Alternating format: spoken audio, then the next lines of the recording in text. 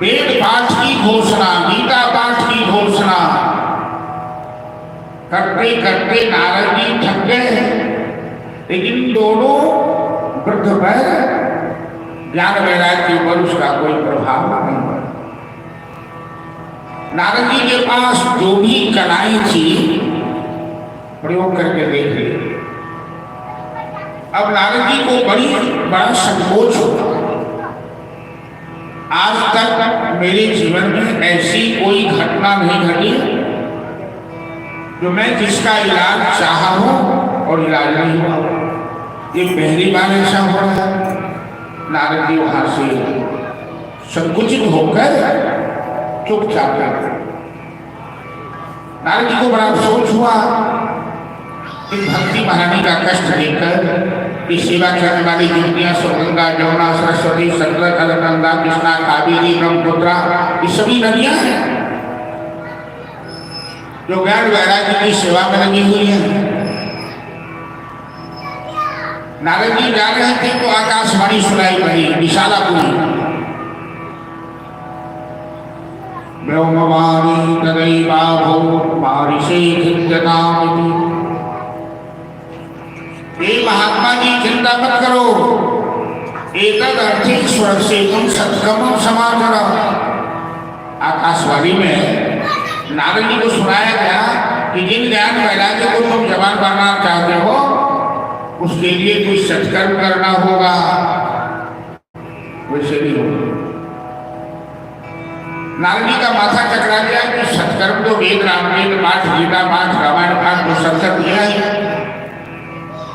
इसी बीच में ब्रह्मलोक से सनकादिक मुनि आ गया। वो भी ब्रह्मा की प्रथम संतान है, नारद जी के बड़े भाई है। सनकादिक मुनि ने कहा, नारद तुम बड़ी चिंतित लगते हो, बड़ी उदास लगते हो, क्या बात है? नारद जी ने सब बात सुना कि जमुना के किनारे मैंने देखा है, माँ है 16 साल की, बेटी है 100 साल का। मैंने वेद, गीता, रामायण का पाठ किया, फिर भी कोई प्रभाव नहीं पड़ा। आकाशवाणी में हमें सुनाया गया है कि यदि तुम उन ज्ञान वैराग्य को जवान बनाना चाहते हो तो कोई सत्कर्म करो। तो नारद जी कहते मैंने वेद, गीता, रामायण का पाठ किया तो सत्कर्म तो हो गया।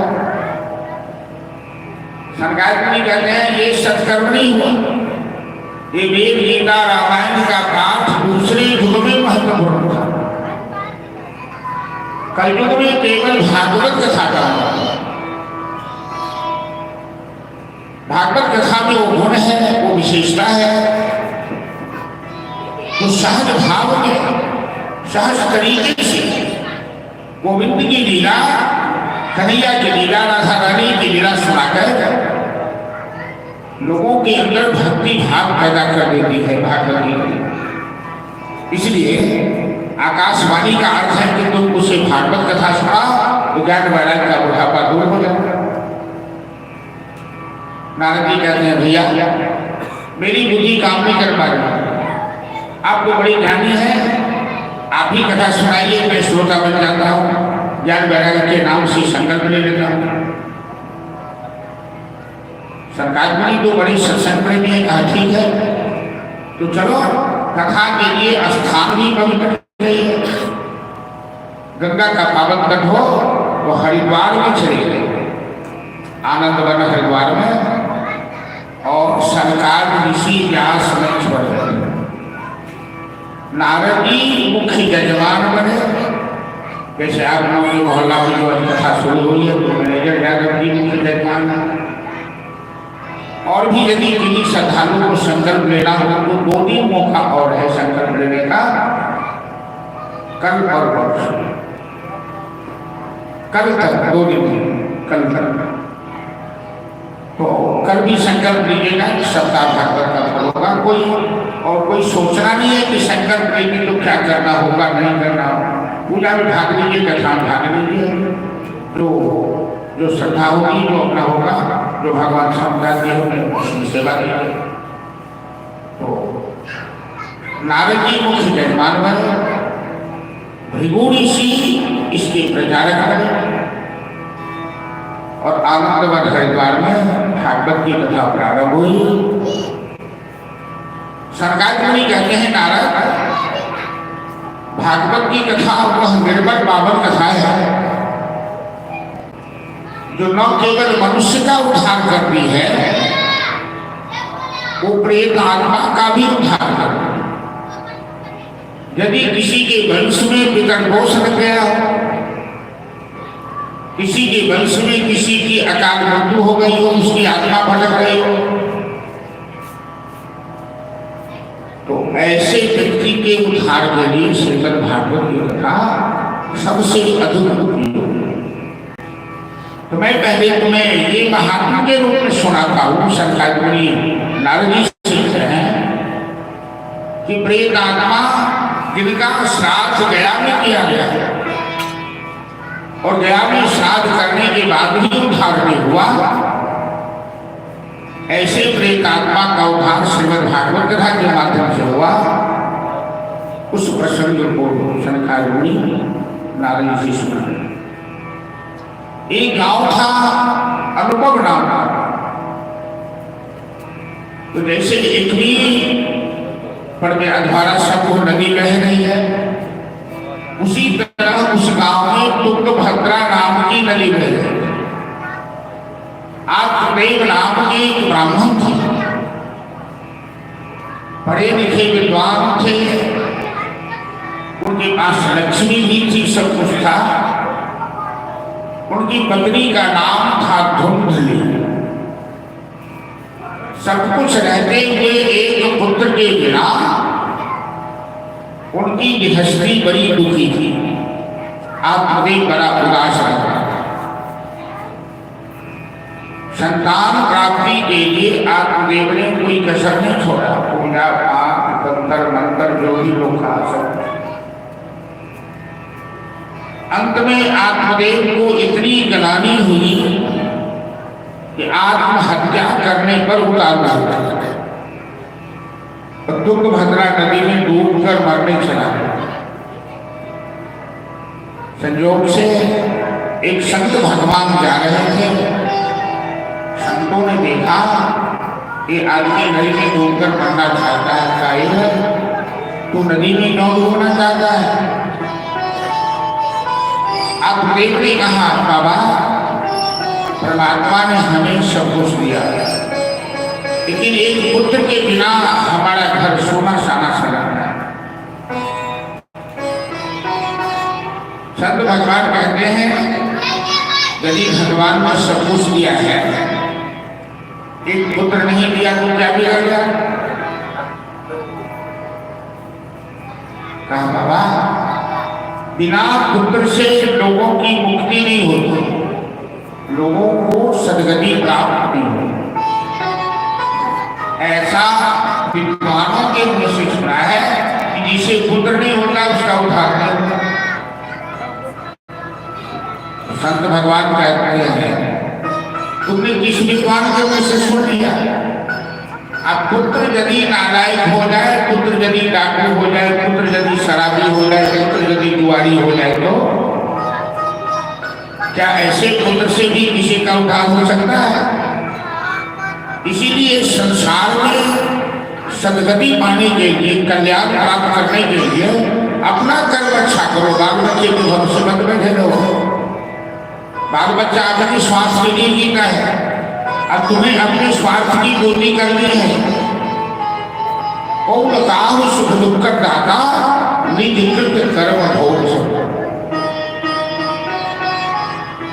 आत्मदेव कहता है, बाबा जी मैं लोगों के मुंह से शिकायत सुनते सुनते थक गया हूं।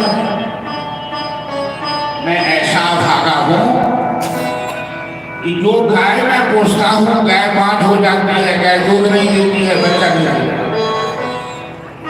मैं जो पेड़ लगाता हूँ वो पेड़ में फल नहीं आता है। जो फल मैं अपने हाथ से उठाकर घर में रखता हूँ वो सड़ जाता है। मैंने ऐसा कौन सा पाप किया है? तो संत भगवान कहते हैं कि तेरे भाग्य में तो 7 जन्म पुत्र नहीं लिखा है। वो क्या करेगा? बाबा या तो तुम हमें पुत्र प्राप्ति का वरदान दो, वरना तेरे सामने ही मैं आत्महत्या।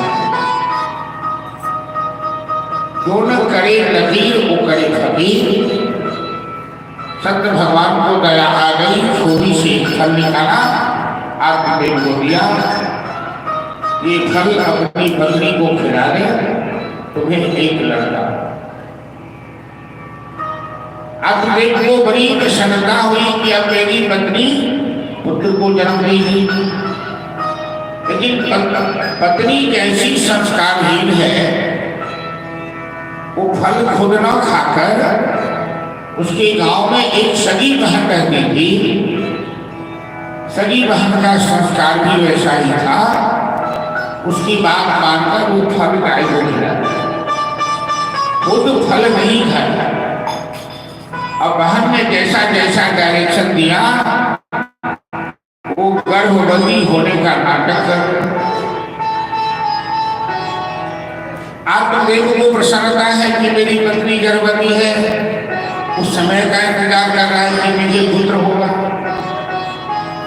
उसकी बहन ने कहा था कि मैं बच्चा को जन्म देने वाली हूँ 9वें महीना में, अपना बेटा मैं अपने को दे दूंगी, तो मेरे पति को कुछ धन दे देना चुरा।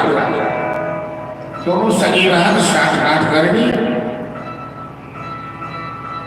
भगवान की कृपा, जिस गाय को महात्मा का दिया हुआ प्रसाद खिलाया, उस गाय ने 10वें महीने में मनुष्य के बच्चा को जन्म दिया। कान हो गया गाय जैसा, बड़ा संस्कारी, बड़ा विद्वान, क्योंकि संत के आशीर्वाद से उसका जन्म।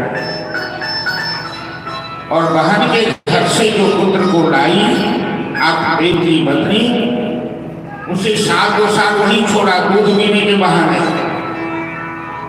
अपने पति से झूठ बोल गई कि मेरी छाती में दूध नहीं आता है, मैं अपना बच्चा अपनी बहन के घर छोड़ रही। फिर उसे लाया तो गाय पुत्र का नाम रखा उनके पिता ने, आत्मदेव ने मोहकरण।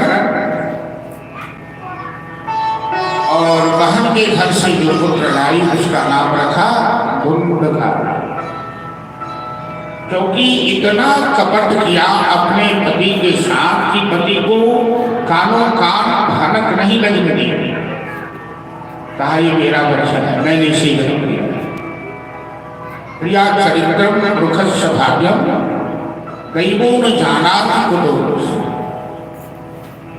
स्त्री महान भी है, हमारे शास्त्रों में स्त्री की प्रशंसा भी बहुत है। यत्र नार्यस्तु पूज्यन्ते रमन्ते तत्र देवता। जहाँ नारी का सम्मान होता है, जहाँ नारी की पूजा होती है, वहाँ लक्ष्मी का वास होता है, वहाँ देवताओं का वास। लेकिन जो नारी में अवगुण है उसकी भी निंदा की गई है शास्त्रों में। जैसे धुंधली ने किया, पति और पत्नी का संबंध, रिश्ता विश्वास पति का होता है। पति पत्नी पर विश्वास करता और पत्नी पति पर विश्वास करती है। लेकिन ऐसे विश्वास को धुंधली ने तोड़ दिया। इतनी बड़ी झूठ बोल। अब वो बालक जैसे जैसे बड़ा होने लगा, उसका आचरण, उसका संस्कार, उसका व्यवहार एकदम समाज के प्रतिकूल, शिष्टाचार के प्रतिकूल। ऐसा कोई दिन नहीं गुजरता आहा के लिए बच्चा सब करने के लिए।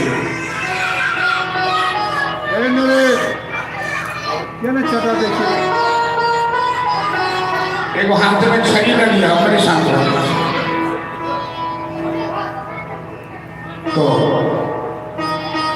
ऐसा कोई दिन नहीं गुजरता कि आत्मदेव को टोले से, मोहल्ले से, गांव से 10-5 उलाहना उपराग सुनने को नहीं मिला। धुंधकारी कभी किसी को पत्थर मार के सर फोड़ दे, कभी किसी के घर में आग लगा दे, कभी सड़क चलते किसी को धक्का दे दे, किसी को गालियां दे दे, और सब आकर आत्मदेव को शिकायत करें, आप देव प्रतिष्ठित थे समाज के अंदर, अब धुंधकारी के व्यवहार से आप पदे इतने दुखी हो गए, उनकी आंखों से आंसू हुए।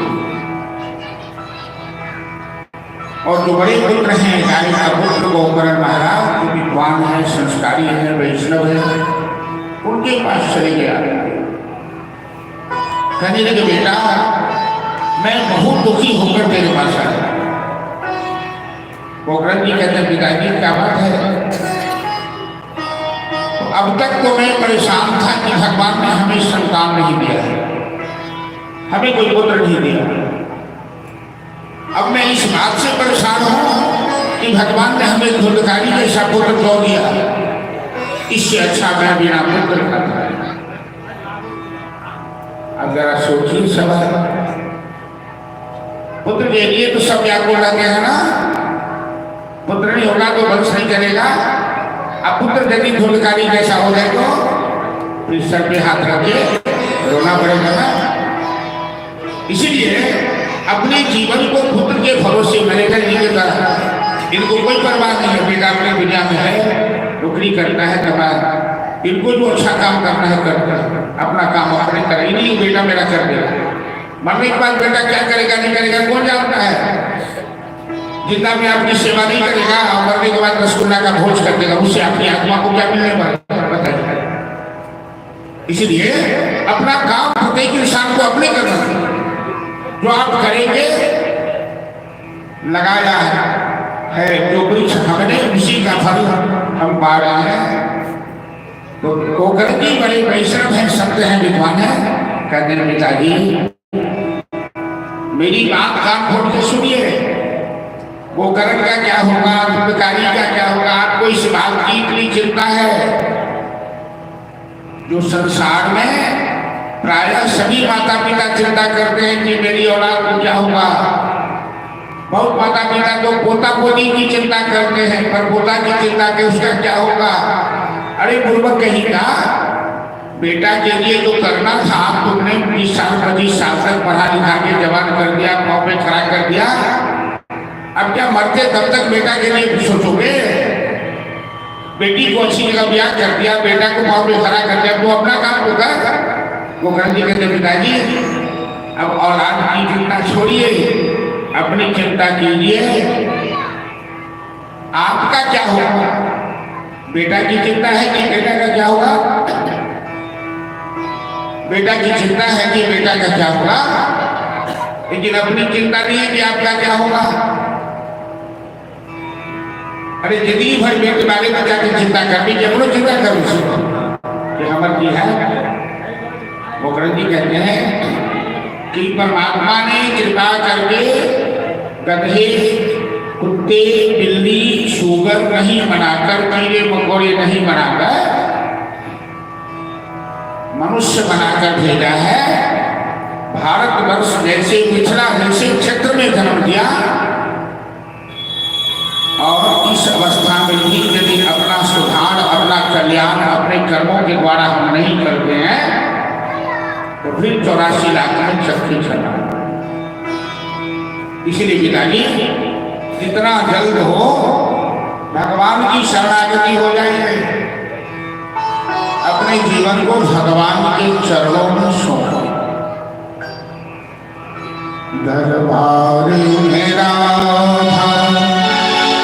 रानी के दुख दर्द मिटाए जाते हैं बार मेरा रानी के दुख दर्द मिटाए जाते हैं बार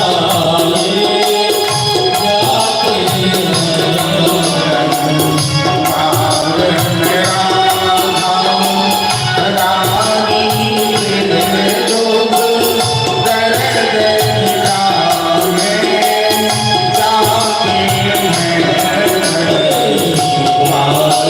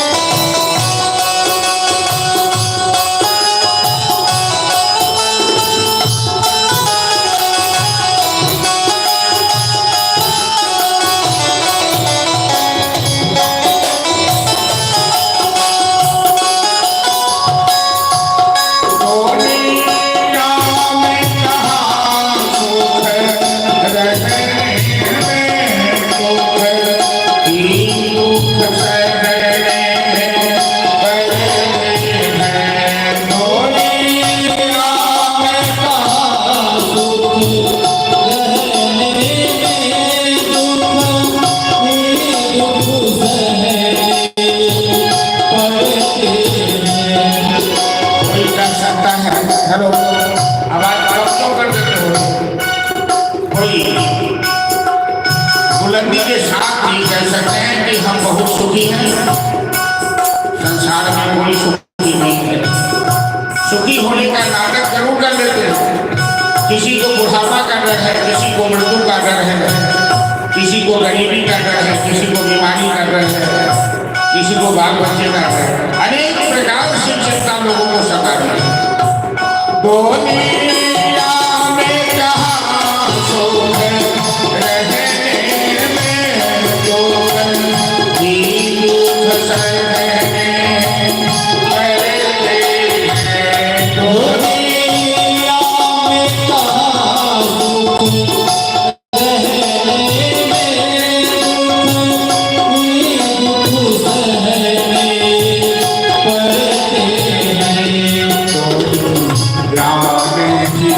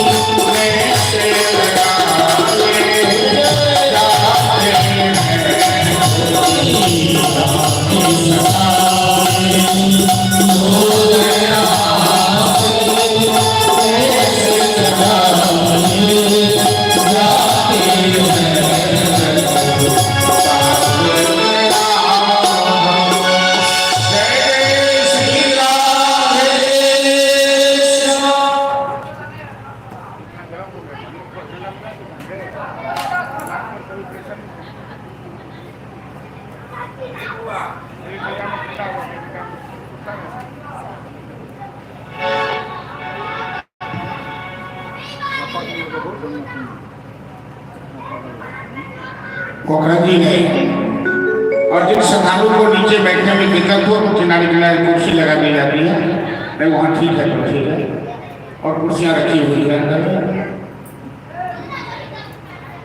मतलब जिन श्रोताओं को नीचे जमीन पर बैठने में कठिनाई हो वो कुर्सी पर भी बैठ सकते, कुर्सी किनारे किनारे कुर्सी की व्यवस्था भी है। कोकरा जी आप विवेक से कहते हैं पिताजी, परिवार के लिए जब तक चिंता करने का समय था आपने चिंता की,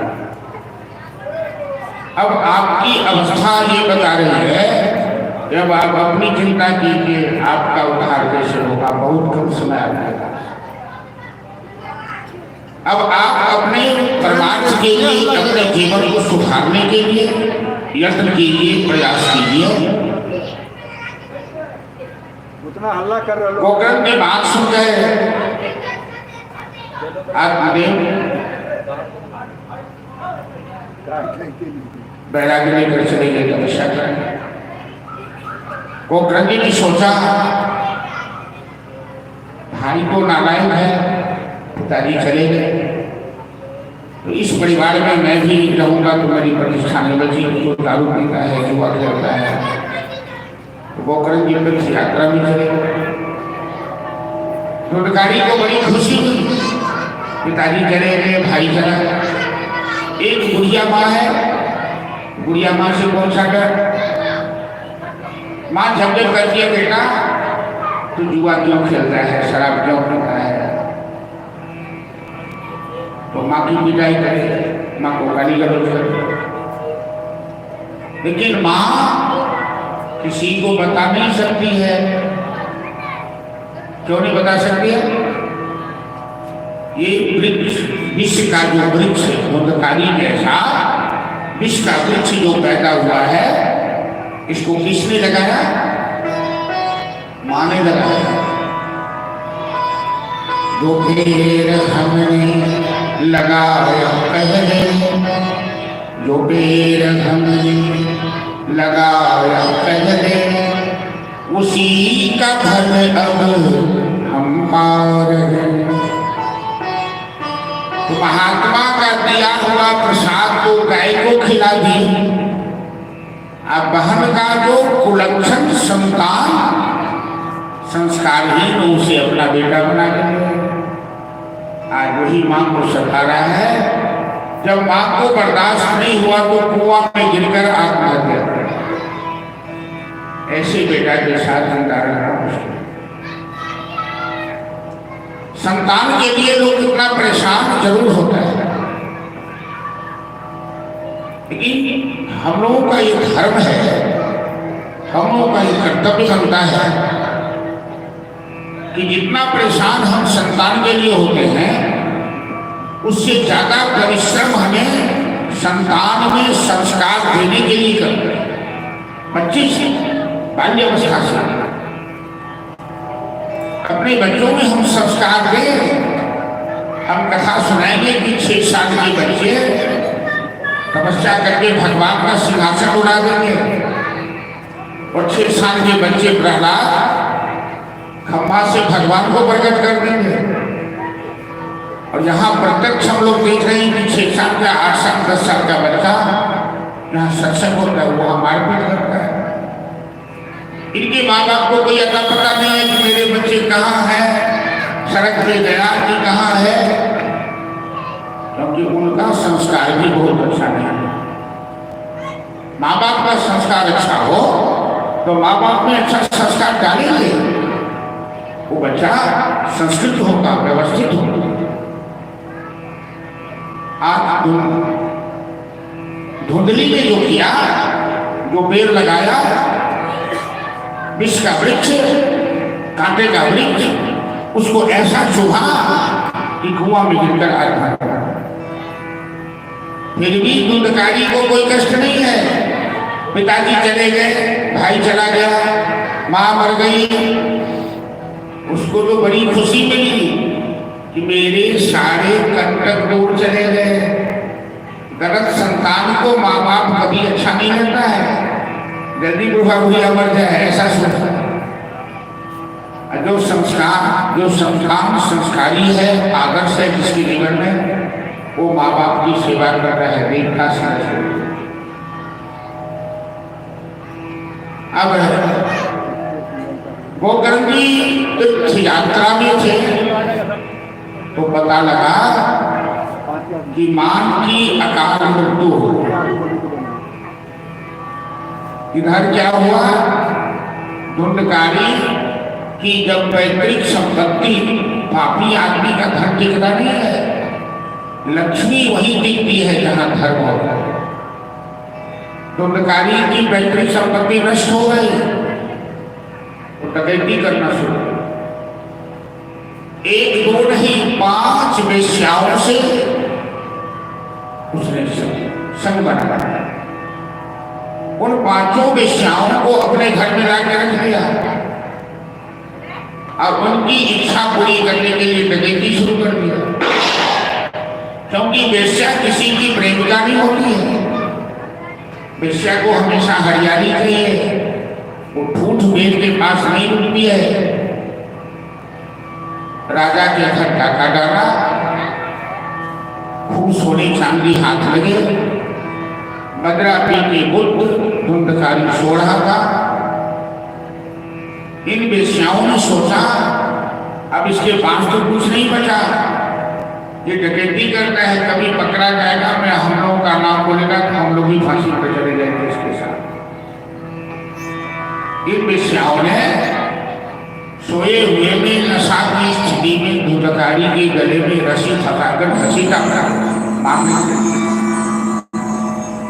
उस पापी के प्राण नहीं निकले, अंत में लोहा आग में डाल करके उसके मुंह में डाला, छटपटाकर तरफ कर धुंधकारी ने दम।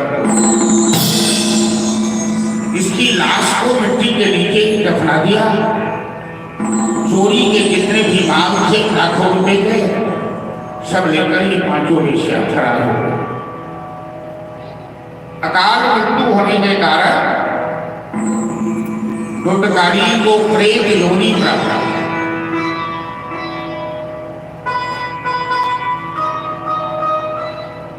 प्रेत बन गया। जिंदगी में जो काम उसने किया बुरा था, प्रेत बनकर ही उसका बुरा आचरण है। तो टोले मोहल्ले के लोगों का जीना हराम, प्रेत बन के उपद्रव मचाना शुरू। गोकर्ण जी तीर्थ यात्रा में थे, जानकारी मिली कि मां की अकाल मृत्यु हो गई, भाई की अकाल मृत्यु हो गई। तो गया में आए और दोनों के नाम से पिंडदान किया, श्राद्ध। उनकी इच्छा हुई अपनी जन्म धरती पर चलते मां बाप से मिले।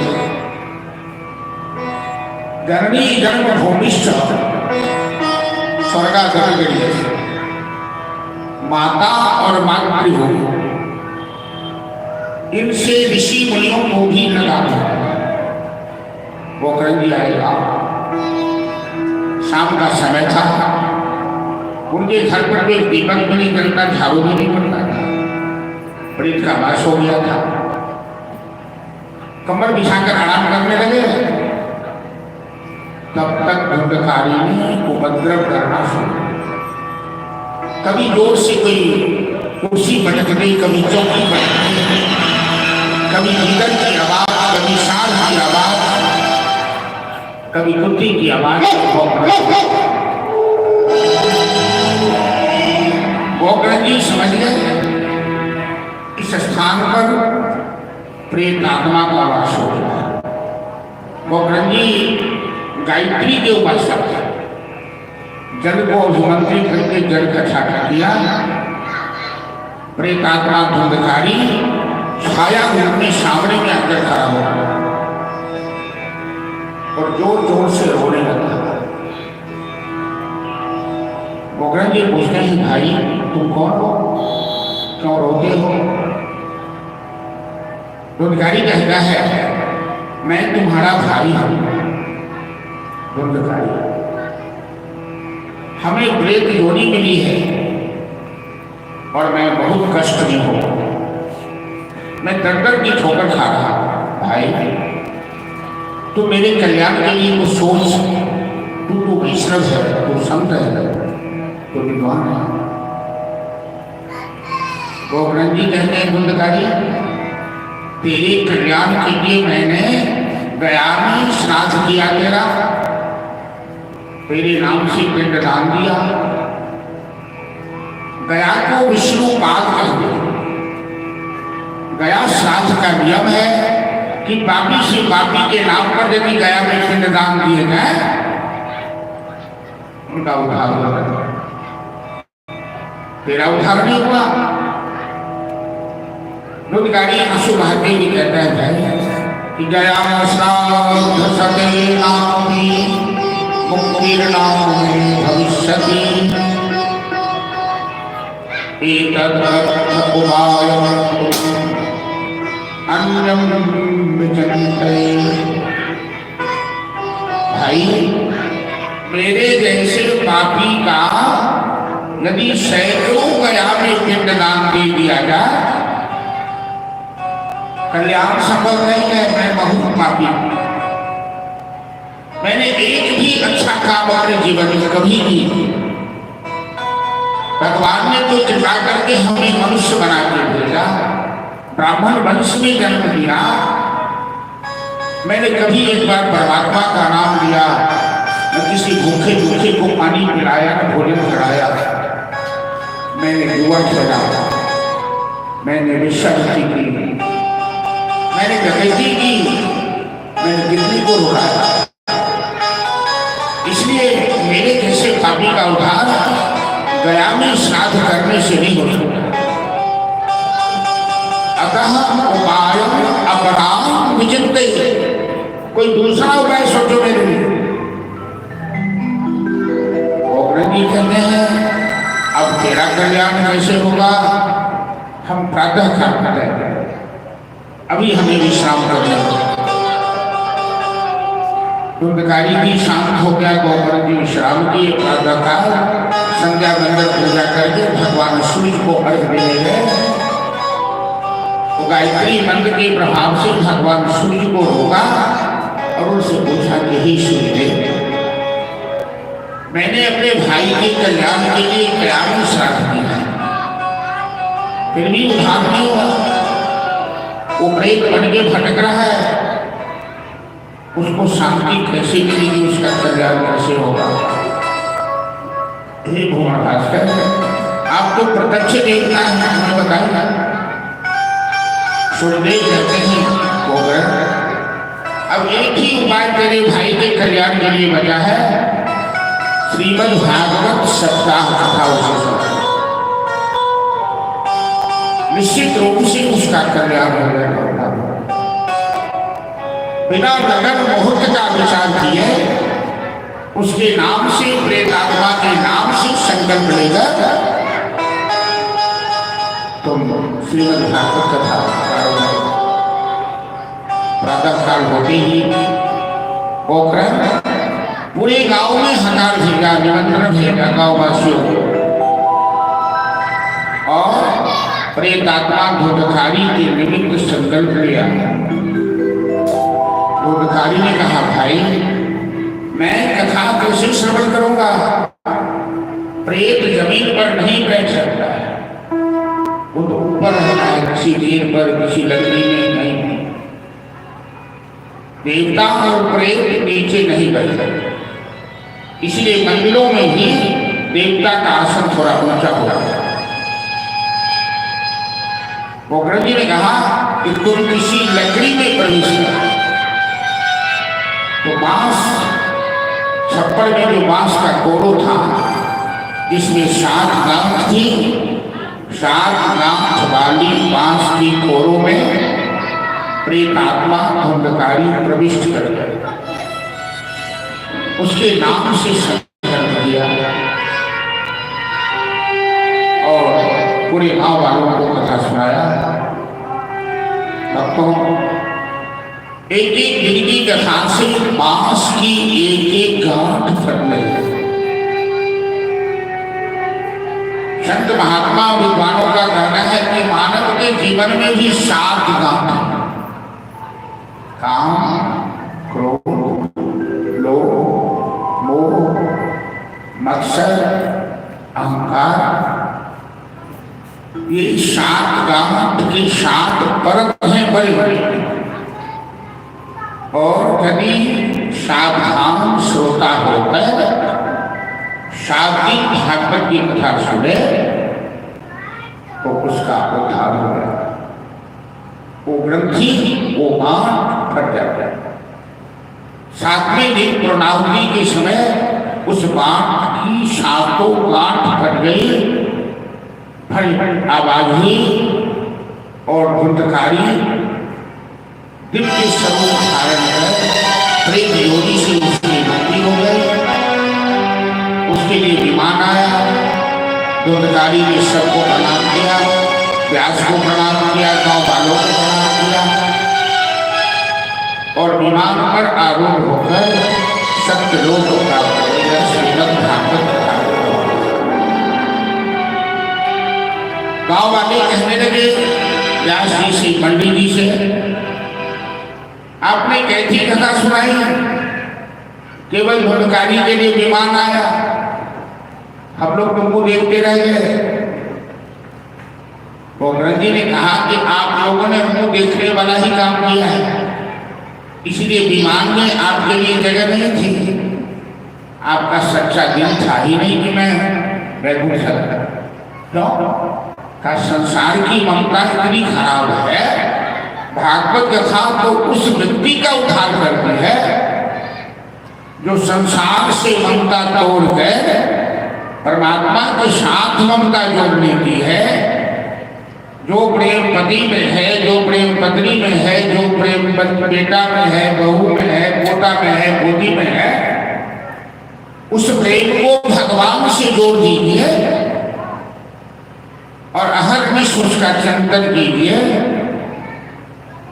तभी तो 7 दिन में भागवत की कथा उद्धार करती है। धुंधकारी ने 7 दिन अन्न जल सब त्याग दिया। हम लोग 1 घंटा आधा घंटा ध्यान नहीं लगाते कथा में। कभी बच्चों की चिंता, कभी घर की चिंता, कभी रसोई की चिंता, कभी दवाई, अनेक प्रकार की चिंता है। श्रोता सावधान हो, वो वक्ता अधिकारी हो तो 7 दिनों में उठा। लोगों ने कहा तो ठीक है, अब हम सावधानी पूर्वक कथा सुनें। एक बार और कथा करें। गोकर्ण जी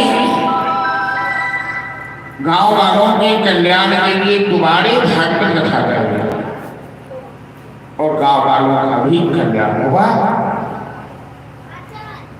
सरकार मुनि कहते हैं, नारद तुमने सुना कि जो प्रेतात्मा धुंधकारी का उद्धार गया श्राद्ध करने से भी नहीं हुआ, उसका उद्धार श्रीमद् भागवत कथा के माध्यम से। ये अमर ग्रंथ, ये मुक्ति पंथ, ये पंचम वेद निराला है, नवज्योति जगाने वाला है। यह शांति गीत पावन गुणी, पापों को मिटाने वाला है, हरिदर्श कराने वाला है। कलयुग में मानव के कल्याण के लिए श्रीमद् भागवत कथा से बढ़कर कोई उपाय न वेद है न शास्त्र है, क्योंकि समस्त वेद शास्त्र का निष्कर्ष निगम गर्भ करोर गलितम फलम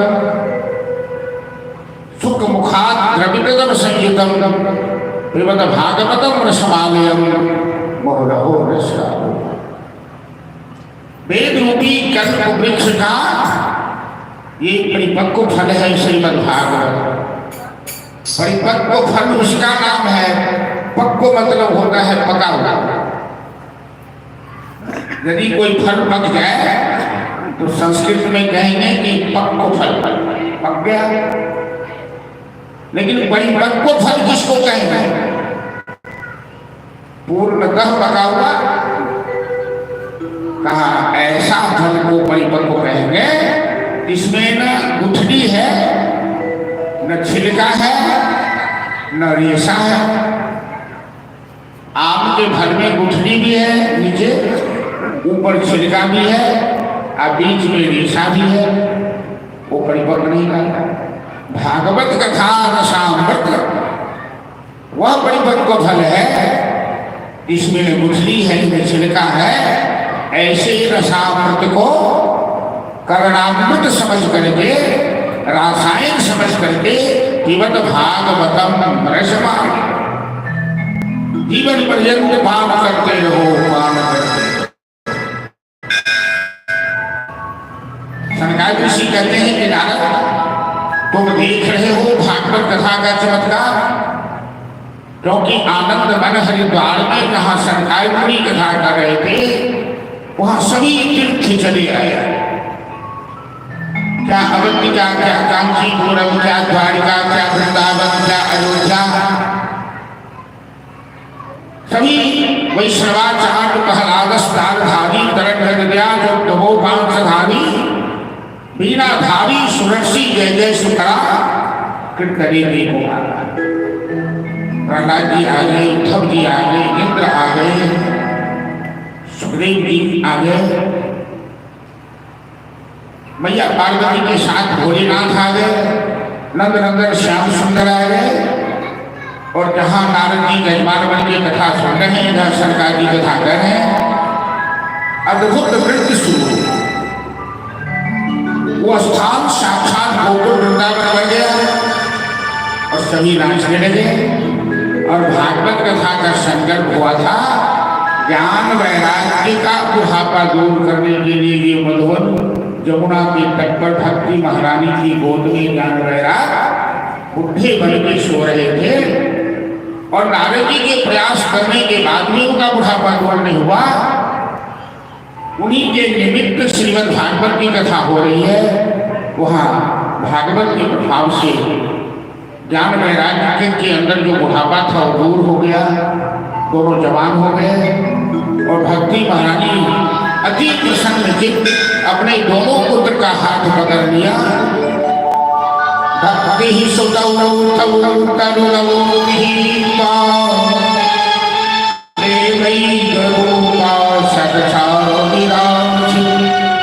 श्री कृष्ण गोविंद हरे मुरारे नाम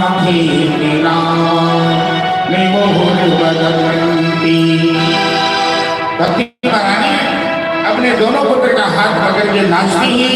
जहाँ आनंदवन हरिद्वार में कथा चल रही थी, शंकर ऋषि कथा कर रहे थे, जहाँ नारद मुनि सौदागर की कथा सुन रहे थे, वहाँ अद्भुत दृश्य गोकुल वृंदावन में और सब भगवान के महामंत्र का जाप करने लगे। श्री कृष्ण गोविंद हरे मुरारी हे नाथ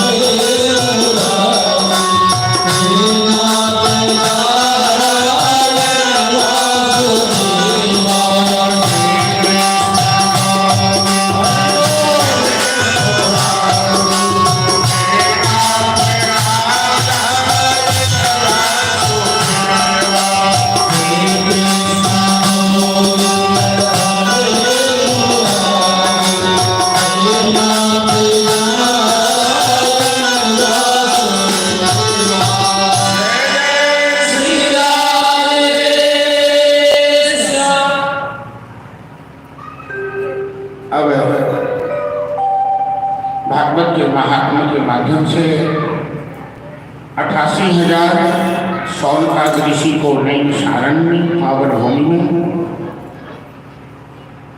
सूत जी महाराज कहते हैं कि भागवत की कथा ऐसी निर्बल पावन है। वेद शास्त्र गीता रामायण के प्रयोग करने पर भी जिनका बुढ़ापा दौड़ने हुआ, गया श्राद्ध करने पर भी जिनका उद्धार नहीं हुआ,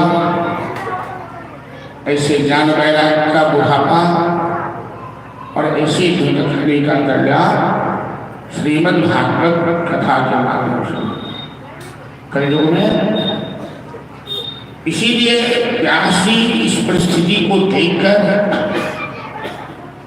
नारद जी की प्रेरणा से ही ग्रंथ लिखा है श्रीमद् भागवत।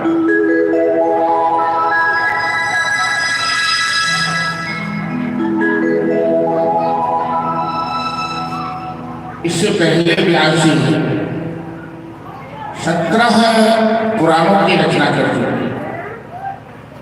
स्कंद पुराण, पद्म पुराण, विष्णु पुराण, रावण पुराण, वैवट पुराण, वरुष पुराण, मार्कंडेय पुराण, अग्नि पुराण, बारह पुराण आदि आदि।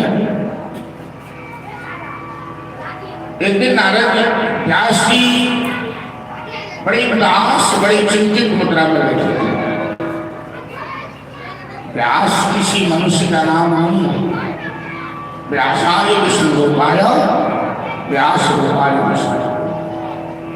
स्वयं नारायण व्यास बनकर धरती का कल्याण करने आते हैं, अपना अंश ले। तो नारद जी ने पूछा कि व्यास जी,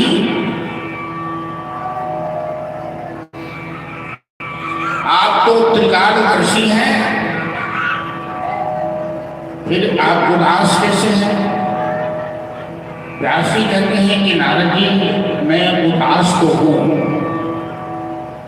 लेकिन क्यों उदास हूं कारण नहीं समझता।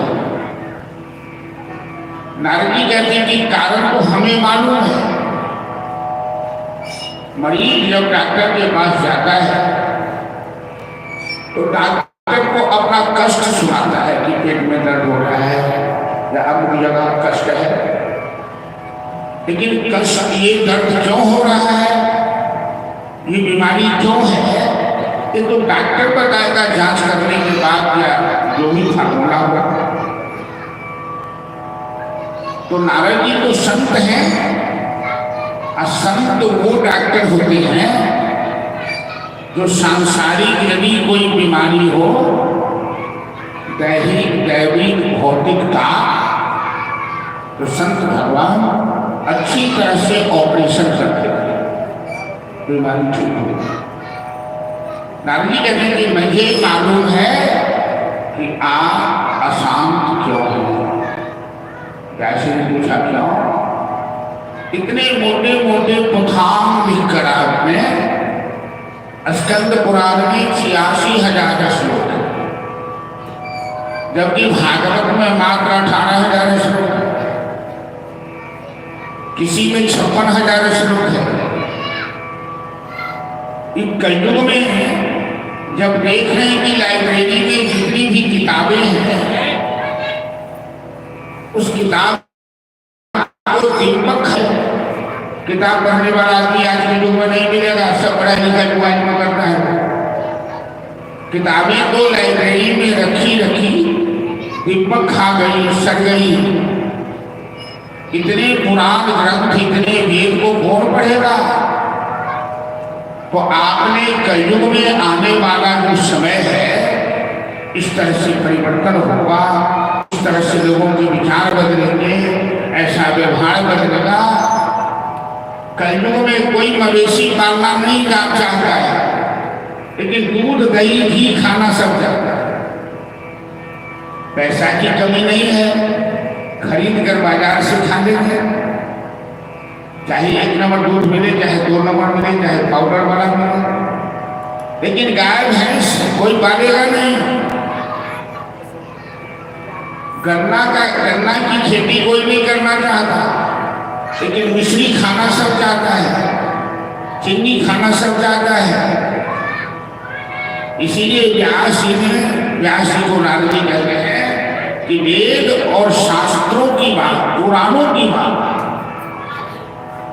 जो निष्कर्ष है, ऐसा एक ग्रंथ लिखिए जिसमें केवल निष्कर्ष हो, व्याख्या नहीं।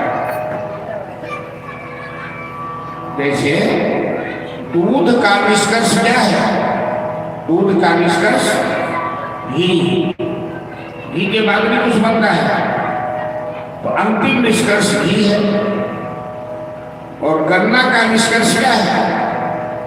मिश्री या कंद, चीनी से ऊंचा दर्जा है मिश्री का। तो बड़े बनाया मिश्री, बड़े बनाया घी मक्खन।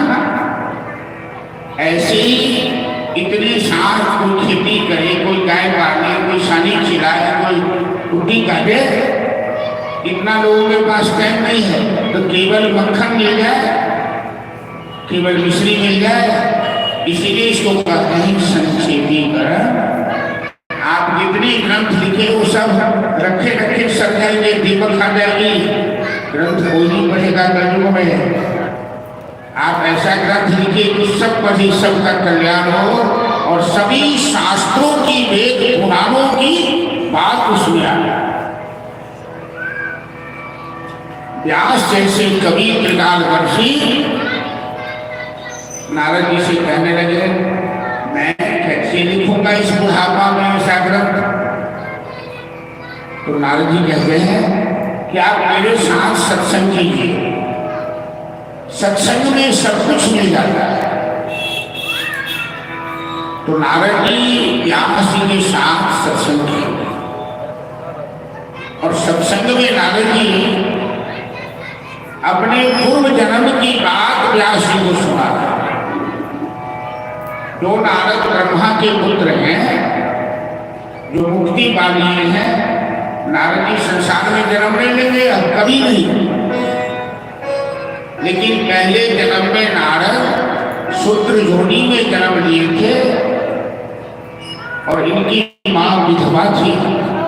इनकी मां किसी गृहस्थी संत के घर गाय की सेवा करती थी, गोबर उगाती। लेकिन उस संत के घर बड़े बड़े संत सब आया जाया करते थे। तो नारद जी कहते हैं कि मैं बचपन से उन संतों के साथ बैठकर सत्संग करता था, उनकी जूठ खाता था। उसी में एक संत ने हमें अपना शिष्य बना दिया, हमें ज्ञान दिया और संत के आशीर्वाद से मैंने 13 करोड़ मंत्र का जाप किया। 13 करोड़ मंत्र का जाप करने के बाद मेरे अंदर बड़ी व्याकुलता आई। मैंने इतना माला फेरा, इतना जाप किया, अभी तक भगवान का दर्शन नहीं हो रहा है। हम लोग तो 1000, 2000, लाख, 2 लाख जपते हैं तो कहते हैं कि वो सिद्ध पुरुष हो गए। आकाशवाणी सुनाई पड़ी और नारद जी को स्वप्न में भगवान ने दर्शन दिया। स्वप्न में भी आप गलत गलत चीजें देख सकते हैं। कभी संत महात्मा का भी दर्शन हो जाए, कभी पूजा पाठ का दर्शन हो जाए। ज्यादातर लोग खराब चीज ही स्वप्न में देखते हैं। भगवान का दर्शन कभी स्वप्न में नहीं होता। और भगवान का दर्शन यदि स्वप्न में हो जाए तो जीवन का बेड़ा पार हो। नारद जी को भगवान ने स्वप्न में दर्शन दिया। बाकी बिहारी की ऐसी छवि देखा नारद जी, अब तो छटपटाने लगे कि कहाँ मिलेंगे भगवान। पागल बन के रोने लगे। तो आकाशवाणी हुई, नारद अब तुम्हें दर्शन नहीं होगा, अभी थोड़ा सा और भजन करो और शरीर त्याग कर अब तुम ब्रह्मा के पुत्र बनोगे और तुम मुक्ति प्राप्त करोगे। नारद जी 4 श्लोक व्यास जी को, इसे चतुर्श्लोकी भागवत है। अहमेवां समेवां तेनान्यद सदमसदपरं तस्सादहं यदि तच्च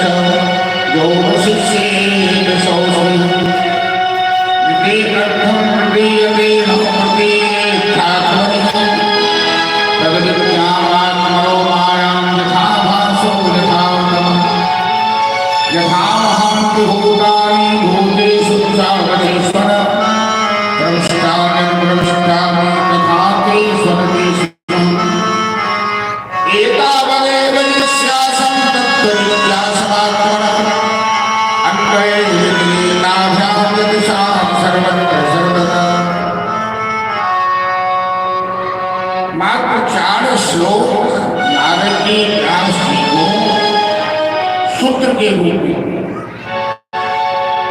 और नारद जी के साथ सत्संग करने से व्यास जी को ऐसी प्रेरणा प्राप्त हुई। इन 4 श्लोकों की व्याख्या व्यास जी ने 18,000 श्लोक, बुढ़ापे में व्यास जी ने ऐसा एक ग्रंथ लिखा जिसका नाम रखा भागवत महापुराण, जिसके अध्ययन करने से, जिसके सेवन करने से जीवन के दैहिक दैविक भौतिक तीनों ताप दूर हो, जीवन की समस्याओं का समाधान।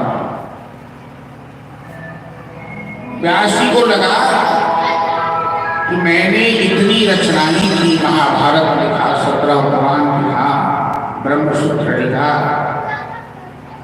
लेकिन जैसा भागवत ग्रंथ अब बुढ़ापे में लिखा हो, जीवन में सारे अनुभव की बात अन्य किसी ग्रंथ में ऐसा नहीं।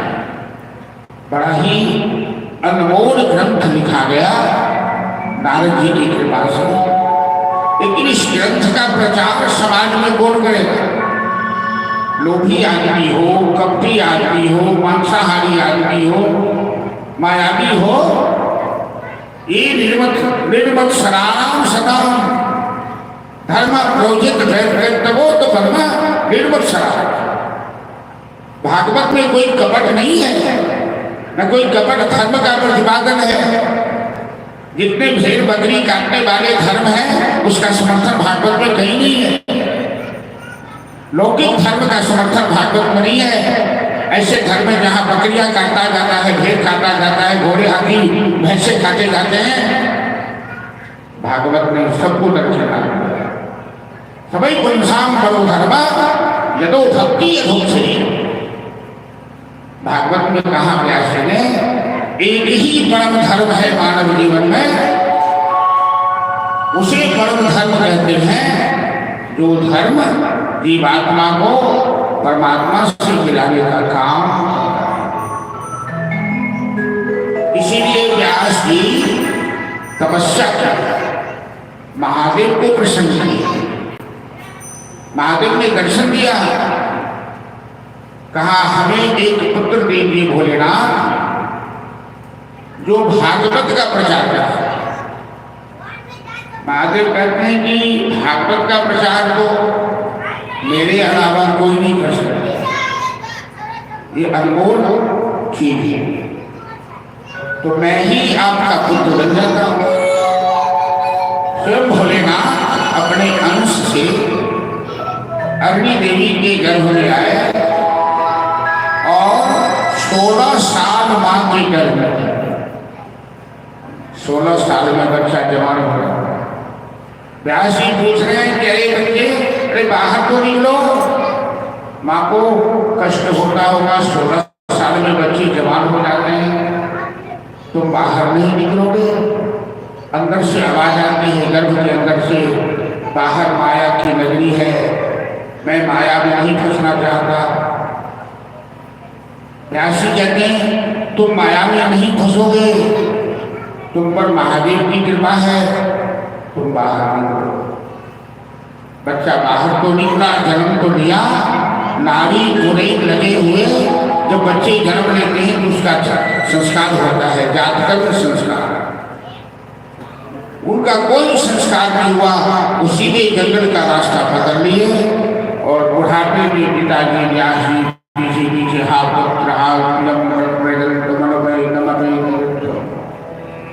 गई गायनो विरहता तद आजुहाव पुत्रेति जन्मैत्या करवो विनय। सुखदेव जी गोदावरी नदी के किनारे एक जंगल में छिप गए थे। व्यास जी जंगल में जाके चिल्लाए, पुत्र पुत्र भो पुत्र भो पुत्र पुत्र गदा काशी कम। सुखदेव जी को छिप गए, लेकिन जंगल से पेड़ पौधा लता पता झुक झुक करके व्यास जी को प्रणाम प्रणाम किया, व्यास जी महापुरुष हैं, और कहने लगे सुखदेव आपका पुत्र नहीं, वो तो संसार का कल्याण करने आया है। व्यास जी वापस चले गए, लेकिन व्यास जी के मन में एक ही बात आई कि सुखदेव यदि भागवत का अध्ययन करे और इस समाज के कल्याण के लिए कथा करे तो निश्चित रूप से समाज का कल्याण। कलयुग में लोगों के अंदर बड़ी परेशानी है, बहुत लोग व्याकुल हैं। तो भागवत के 2 श्लोक अपने 2 शिष्यों को कंठस्थ कराया। जहां सुखदेव जी जंगल में छिपे थे, दोनों विद्यार्थी उसी जंगल में जाकर और श्रीमद् भागवत का श्लोक गान करना कि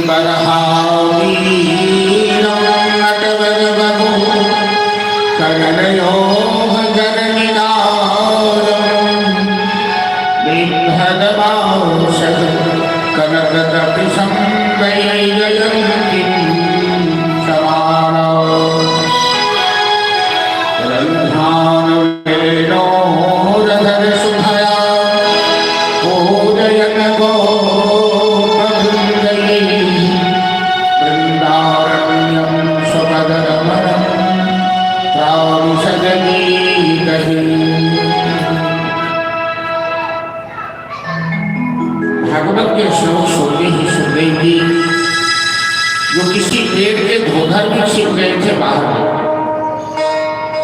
उन विद्यार्थियों से पूछा कि भाई ये श्लोक तुम्हें कहाँ मिला? मेरे गुरु जी के पास ऐसे 18,000 श्लोक। जैसे ईद की आवाज सुनकर सांप बिल से बाहर निकलता, श्रीमद् भागवत का श्लोक सुनकर सुखदेव जी धोधर से बाहर निकले और अपने पिता के पास आए। पिताजी को प्रणाम किया, पिताजी ने गले से लगाया, कहा बेटा मैं तुमको संसार में फंसाना नहीं चाहता, मैं तुमको भागवत का ज्ञान प्राप्त करवाना चाहता हूँ जिससे समाज का कल्याण होगा।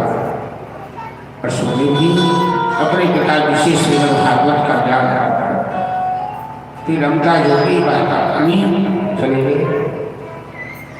अभी तक हम लोग श्रीमद् भागवत का महात्म्य और भागवत की उत्पत्ति,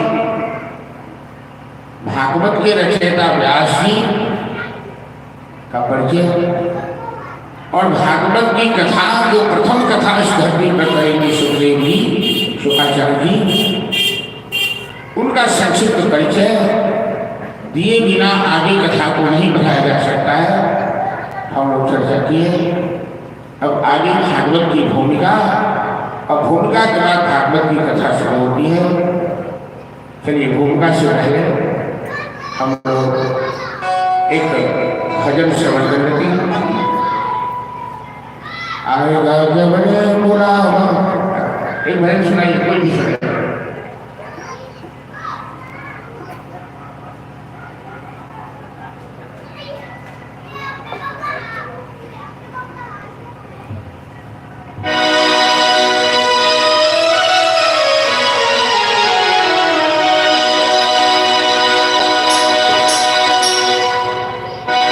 श्री राधे प्रेम से लगाओगे बिहारी लाल की जय। आएगा जब रे बुलावा हरि का, छोड़ कर सब कुछ जाना पड़ेगा।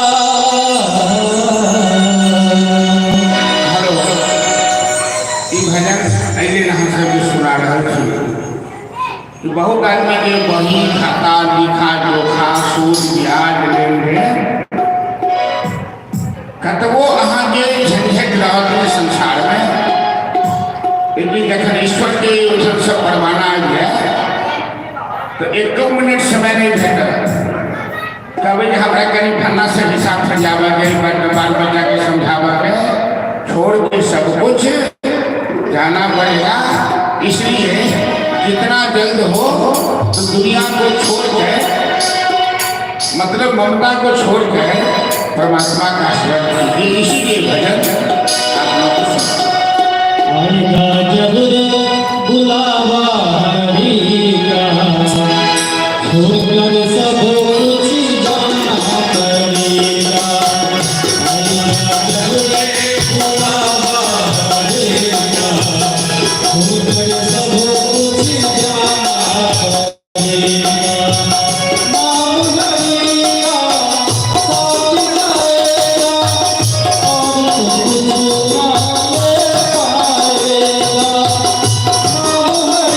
का साथ जाएगा और कुछ ना ले पाएगा।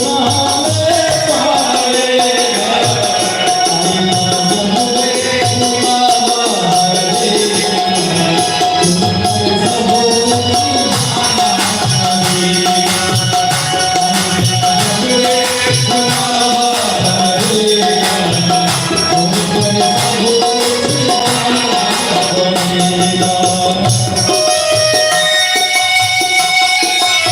बुलावा हरि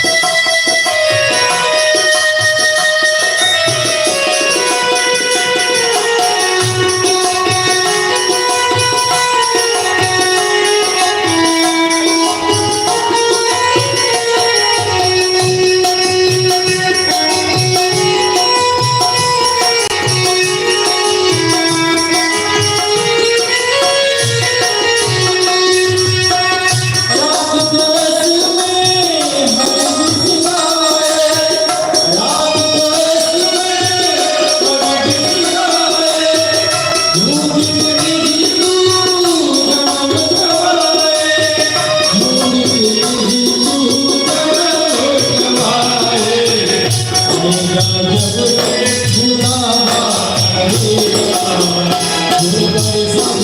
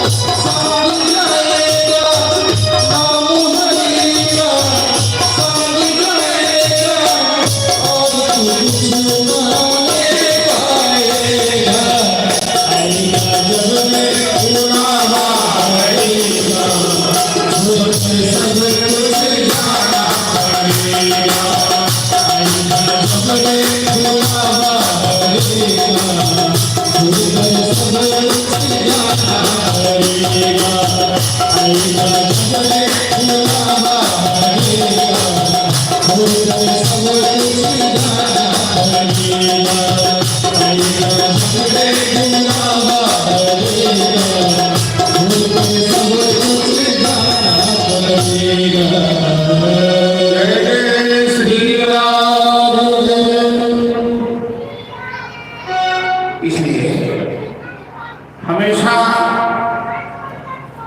सावधान रहने की जरूरत है।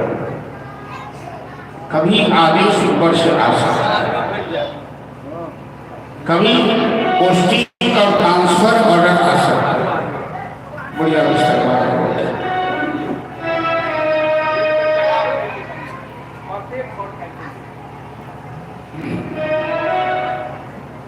भागवत कथा की भूमिका महाभारत की भूमिका से शुरू हो। महाभारत की कथा टीवी चैनल के माध्यम से लगभग लोग देख चुके हैं। कौरव और पांडव के बीच जो लड़ाई हुई उसे महाभारत की लड़ाई है। महाभारत की लड़ाई धर्म और अधर्म की लड़ाई है, जिसे गीता के पहले श्लोक में भगवान ने कहा धर्म क्षेत्रे कुरुक्षेत्रे सम्मेधा युयुत्सव। ऐसी लड़ाई समाज में पहले कभी हुई थी, हो सकता है भविष्य में भी न हो। द्वापर युग के अंत में कौरव और पांडव के बीच लड़ाई, एक साथ कितने महारथी किसी लड़ाई में नहीं बनी थी जितने महाभारत में बनी। लड़ाई तो होती है, एक गांव दूसरे गांव में, एक देश का दूसरे देश से लड़ाई होती है, कि महाभारत की लड़ाई कैसी है? अपने दो चचेरे के बीच की लड़ाई, गुरु चेला के बीच। जो गुरु द्रोणाचार्य ने अर्जुन को शिक्षा दी, उन द्रोणाचार्य से अर्जुन को लड़ना पड़ा। जो भीष्म पितामह 4 पीढ़ी को अपने गोद में खिलाए, वो दादा भीष्म से लड़ना पड़ा पांडवों को। मामा भगना गिरी, साला बलुई गिरी, चाचा भतीजा गिरी, आपस की लड़ाई महाभारत। कौरव की हार हुई और पांडव की जीत हुई, अर्थात धर्म की जीत हुई और अधर्म की हार हुई। युधिष्ठिर सम्राट बने, कुंती राजमाता बनी, द्रौपदी महारानी बनी, हस्तिनापुर की साम्राज्य बनी। भगवान की लीला अद्भुत है, और भगवान की लीला बिना सत्संग किए समझ में नहीं आ सकती। बहुत शास्त्र पढ़ लेने से भगवान की लीला समझ में आ जाए तो हम महादेव की कथा जब चर्चा करेंगे तो बताएगा। भगवान की लीला को, भगवान के नाम को, भगवान के स्वरूप को और भगवान के धाम को समझने के लिए सत्संग करना। कभी कभी भगवान जिन भक्तों से ज्यादा प्यार करते हैं, जिन पर उनकी कृपा दृष्टि बनी रहती है, ऐसे भक्तों के जीवन में भगवान कभी कभी जानबूझकर कष्ट देते हैं, परीक्षा देते हैं। ये उनका स्वभाव है। पांडव जब राजा बनने से पहले वनवासी थे, डर के ठोकर खा रहे थे।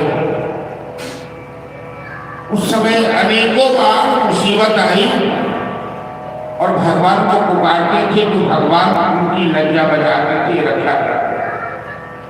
जब राजा बन गए, सब हर तरह की सुख सुविधाएं मिल गई, तो भगवान को स्मरण करना होगा।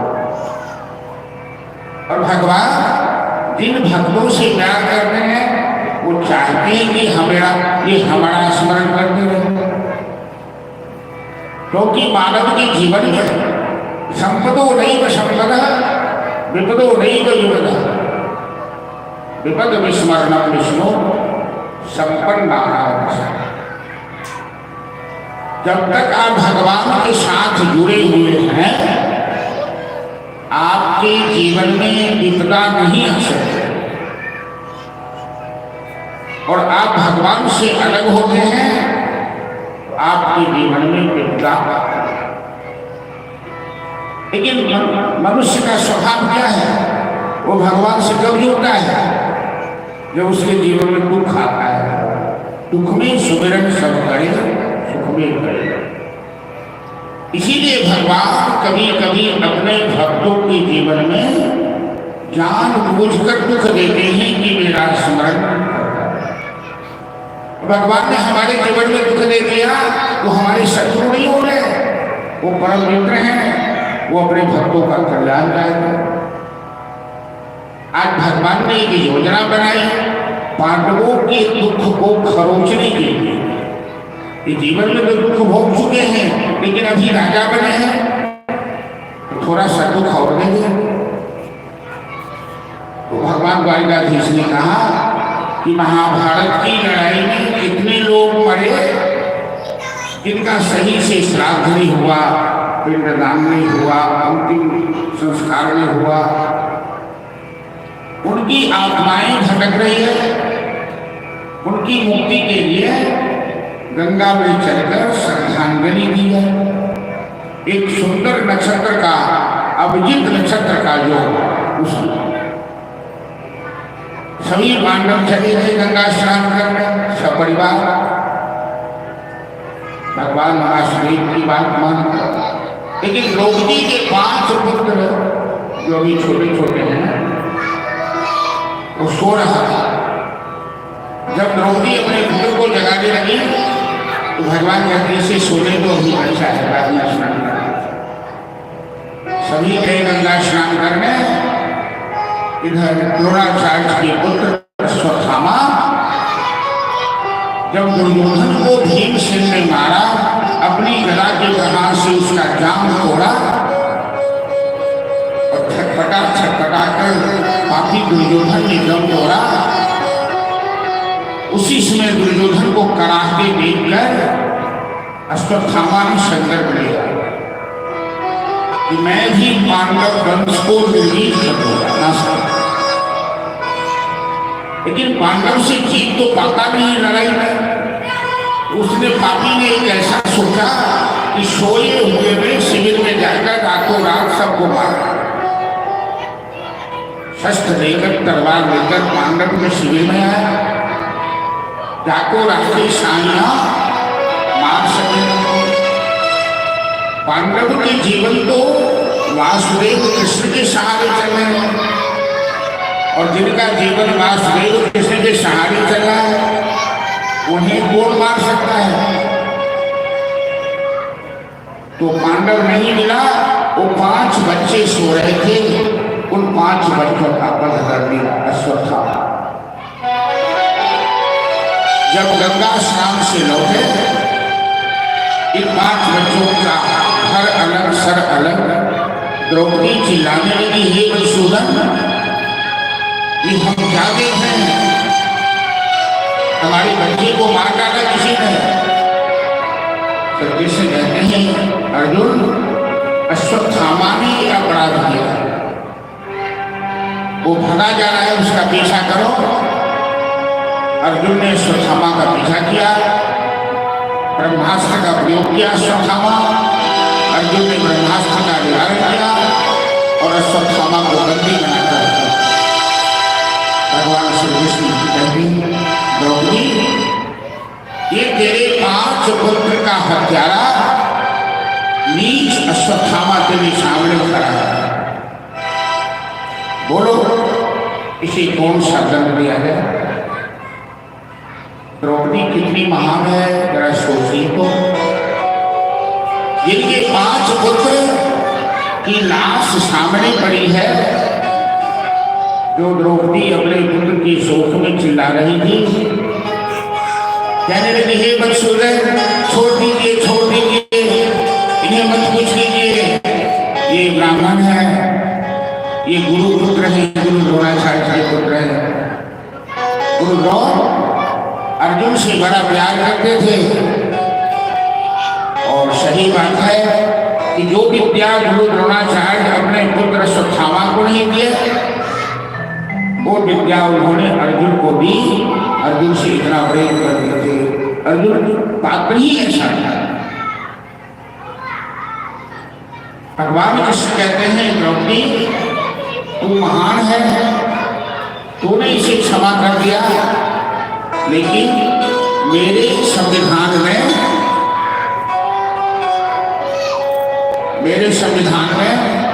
क्षमा है, लेकिन दंड भी है। इसने जो अपराध किया है, हमें इसे दंड देंगे। हाँ, हम इसे बिल्कुल दंड नहीं देंगे कि ऐसा दंड देंगे न ही जिंदा रहेगा न ही मरेगा। इस समाज में किसी को मुंह दिखाने लायक नहीं रहेगा। गीता में भगवान ने लिखा है कि सम्मानितस्य चाकृति मरणाद अधिमुच्यते। प्रतिष्ठित व्यक्ति का को यदि अपमानित करके छोड़ दीजिए समाज में, मौत से बढ़कर सजा होगी। अश्वत्थामा के माथे में जो जन्मजात मणि थी, माँ के गर्भ से जो मणि प्राप्त किया था, जैसे कर्ण माँ के गर्भ से ही कवच कुंडल प्राप्त किया था, कुछ ऐसे संस्कारी आदमी होते। भगवान ने उसके माथे से सर मुड़वाकर माथे की मणि हटवा दी। अश्वत्थामा तेज विहीन हो,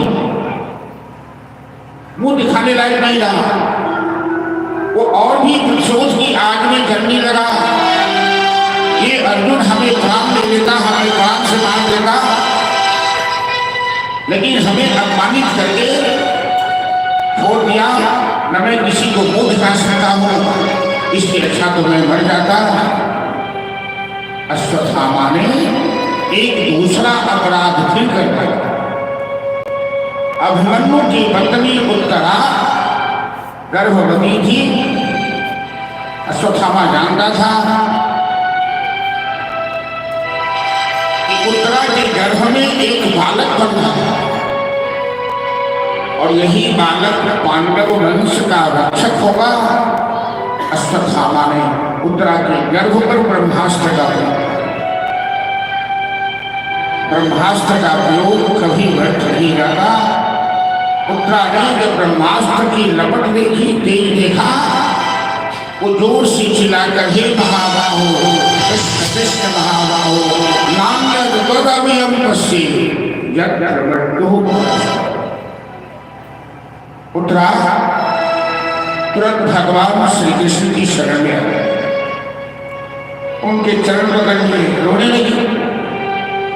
हे महाबाहो, मैं इसी बालक के लिए तो अब तक जिंदा हूं, वरना अपने पति के साथ में चिता में जल गई होती। लेकिन गर्भवती महिला को चिता में जलने का शास्त्र ने आदेश नहीं दिया। ये ब्रह्मास्त्र मेरे गर्भ के बालक को मारना चाहता है, और एकमात्र यही बालक पांडव के वंश का रक्षक होगा। हे महाबाहो, हे भक्तवत्सल, मैं दुनिया का आश्रय नहीं लिया, मैंने दुनिया का सहारा नहीं लिया, मैं सब सहारा छोड़कर आपकी शरण में, कि दुनिया से मैं हारा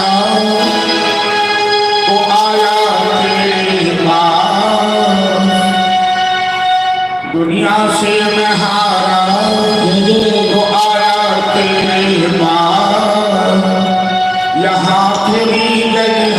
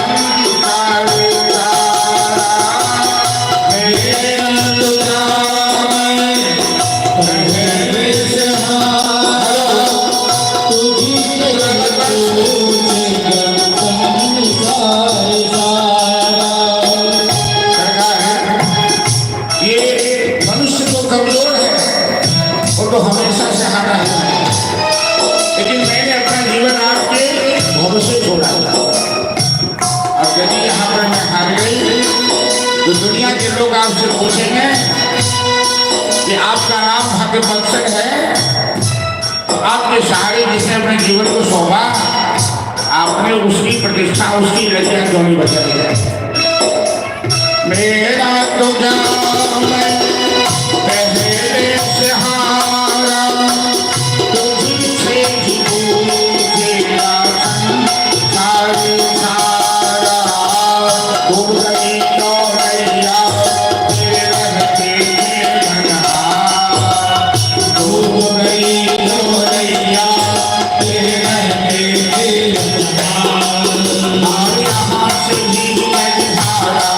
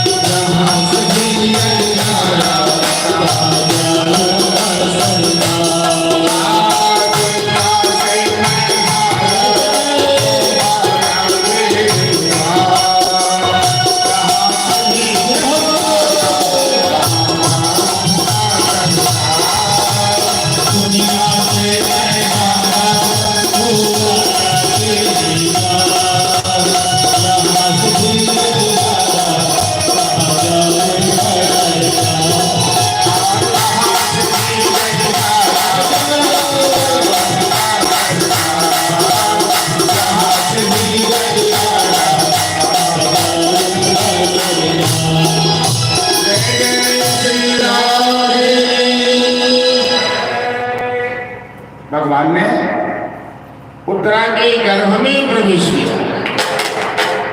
ब्रह्मास्त्र के प्रभाव से बालक तो मर चुका था,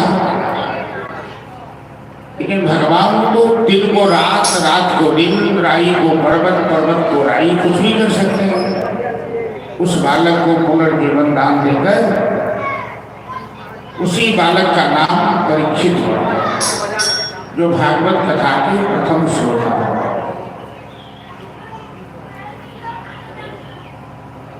88,000 ऋषि को कथा सुना रहे सूत महाराज,